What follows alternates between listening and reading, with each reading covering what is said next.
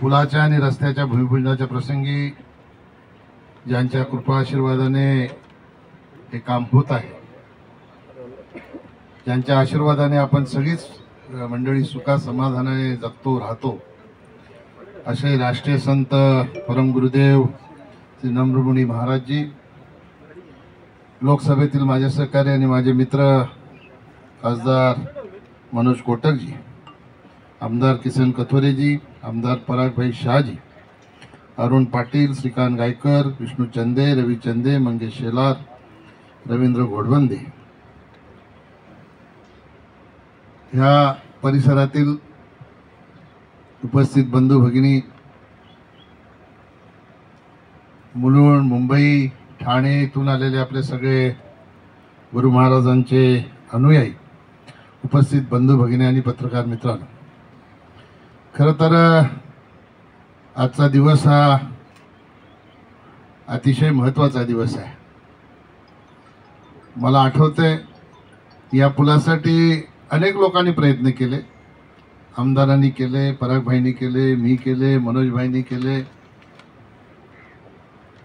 देवेंद्रजींनी केले, पण मी महाराज आपलं नावच नम्रमुनी आहे, अतिशय नम्रपणाने मी सांगतो की आज हा जो ब्रिज होत आहे याचं श्रेय जर कोणाचं असेल तर ते फक्त आणि फक्त आपलं आहे. कारण आपला वास इकडं नसता तर कदाचित ह्याला उशीर झाला असता. मी जेव्हा परागभाईच्या आईच्या स्मरणार्थ परागभाईने या ठिकाणी गोशाळेचं भूमिपूजन केलं, त्या दिवशी मला आपण बोलवलं होतं, मी आलो होतो. त्याविषयी आपण दोघंच आत बसलो असताना तुमच्या समोरच तुम्ही मला माहिती दिल्यानंतर मी देवेंद्रजींना फोन केला होता.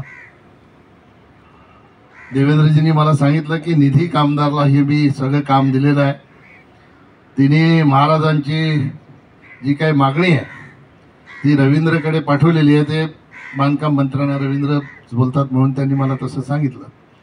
नंतर आमदारांनी पाठपुरावा केला, मी पाठपुरावा केला, पण आपल्या सगळ्यांचे नेते देवेंद्रजी ह्यांच्याकडे महाराजांची मागणी गेली होती आणि कदाचित जिला जबाबदारी दिली तिचं नावच निधी, त्याच्यामुळे निधी मिळाला. ती पण महाराजांची भक्त आहे. आणि प्रास्ताविक करताना सांगितलं की आमची 20-25 वर्षाची दुर्लक्षित काहीतरी सांगितलं की आम्ही काय दुर्गम भागात राहतो असं वाटत होतं. पण एक जबाबदारीने मी सांगतो, ज्या ठिकाणी गुरुमाऊलीची पावलं पडली तो भाग कधीच दुर्लक्षित राहू शकत नाही, याचा अनुभव मला आहे. यांच्यापैकी अनेक गुरु महाराज माझ्या घरी येऊन गेले असते. मी पुन्हा पुन्हा तेच सांगतो परागभाई, मी तो भाग्यवान माणूस आहे की मी हिंदू धर्माचा आहे, तुम्ही जैन धर्माचे आहात. हिंदू जैन एक आहे, पण जैन धर्माचे गुरु महाराज हे पहिल्यांदा कोणाच्या घरी राहत असतील, जात असतील तर ते माझ्या घरी राहतात. आणि मी माझे मित्र किशोरभाई शाह, ते आता राहिले नाहीत मुलुंडचे, त्यांना एक दिवशी विचारलं, गुरुजी महाराज की मला असं असं विचारायला लोक आले होते की आमच्या महाराजांना राहायला तुमच्या घरी जागा मिळेल का. मी थोडा संभ्रमात होतो की महाराज दुसऱ्या धर्माचे कसे राहणार, काय करणार, काही माहिती नाही. त्यांनी मला सांगितलं, अरे क्या सोच रहे हो, मैं जाके 10 करोड़ रुपया देके बोलूंगा मेरे घर पे चलो तो कोई आने वाला नहीं है, बिन बुलाए आपके घर पे आ रहे आशीर्वाद देने के लिए.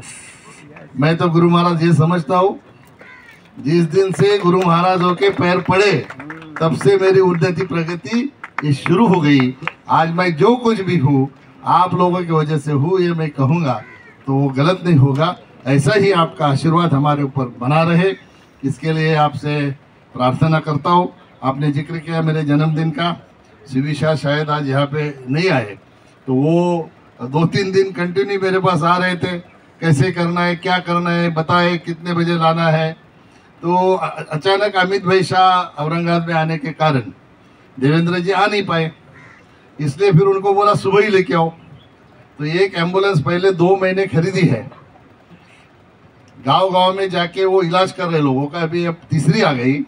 निश्चित तौर पर एक दिन में 400 पेशेंट को बहुत ही अच्छा दवा देने का काम इस माध्यम से हो रहा है.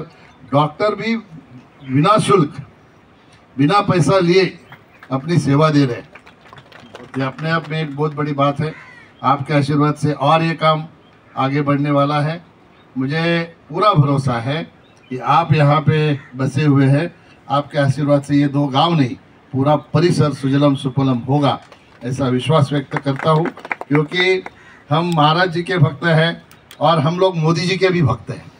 तो मोदी है तो महाराज मुमकिन है, और आपका आशीर्वाद भी मोदी जी को है, इसलिए चिंता करने की कोई ज़रूरत है नहीं।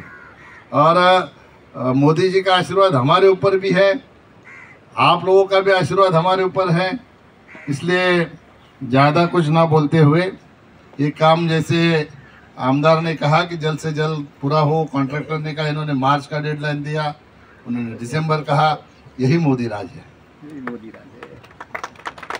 जो काम जिसका टाइम लिमिट है उससे पहले करना, यानी मोदी के राज में हम लोग रहते हैं, ये सिद्ध होना है। तो मैं आपको भी शुभकामनाएं देता हूँ, जल्द से जल्द अच्छे क्वालिटी का काम आप करें। और महाराज जी को फिर से एक बार धन्यवाद देता हूँ। मुझे पराग भाई का फोन है, महाराज मैं नांदेड़ में था, मैं आ नहीं पा रहा था, तो मैं ये सोच रहा था कि आपका आशीर्वाद कैसे टालूं। आना तो है, लेकिन अभी नगर जाना है, प्रधानमंत्री जी का प्रोग्राम है 4 बजे। सारे मंत्रियों को कहीं ना कहीं जिम्मेदारी दी है। मुझे हिंगोली दिया था, मैंने दानवे साहब को बोला यार मुझे प्रोग्राम में जाना है, आप थोड़ा हिंगोली चले जाओ, ये बदल के मुझे नगर दे दो।